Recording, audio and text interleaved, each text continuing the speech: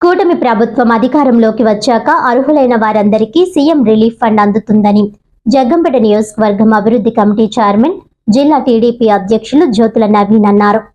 బుధవారం స్థానిక రావులమ్మ నగర్లోని టీడీపీ కార్యాలయంలో జరిగిన ముఖ్యమంత్రి సహాయ నిధి చెక్కుల పంపిణీ కార్యక్రమంలో ఆయన పాల్గొన్నారు. జగ్గంపేట నియోజకవర్గంలోని జగ్గంపేట మండలం 5, కిర్లంపూడి 4, గోకవరం 7, గండేపల్లి మండలం 4 మొత్తం 20 చెక్కులు 20,56,000 రూపాయల చెక్కుల రూపంలో లబ్ధిదారులకు అందజేశారు. ఈ సందర్భంగా ఆయన మాట్లాడుతూ అటు ఎన్టీఆర్ ఆరోగ్య సేవ, ఇటు ఇన్సూరెన్స్ లభించని రోగులకు ముఖ్యమంత్రి సహాయ నిధి ఎంతో తోడ్పాటు అందిస్తుంది అన్నారు.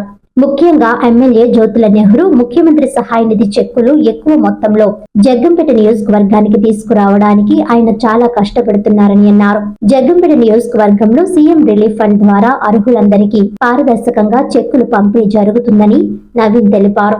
ఈ కార్యక్రమంలో ఎస్వీఎస్ అప్పలరాజు, జీనమణి బాబు, పోతుల మోహన్ రావు, కొత్తకొండబాబు, బస్వ వీరబాబు, అడబల భాస్కర్ రావు, దేవరపల్లి మూర్తి, చంద్రం చంటిబాబు, పుర్రి సత్యబాబు, దిడ్డి శ్రీను, పీలా మహేష్, బస్వ చిన్నబాబు, రాయి సాయి, తూము కుమార్, కుర్ల చిన్నబాబు, వెలమాటి కాశీ, సూరిశెట్టి వెంకట శివ ఆయా గ్రామాల నాయకులు పాల్గొన్నారు.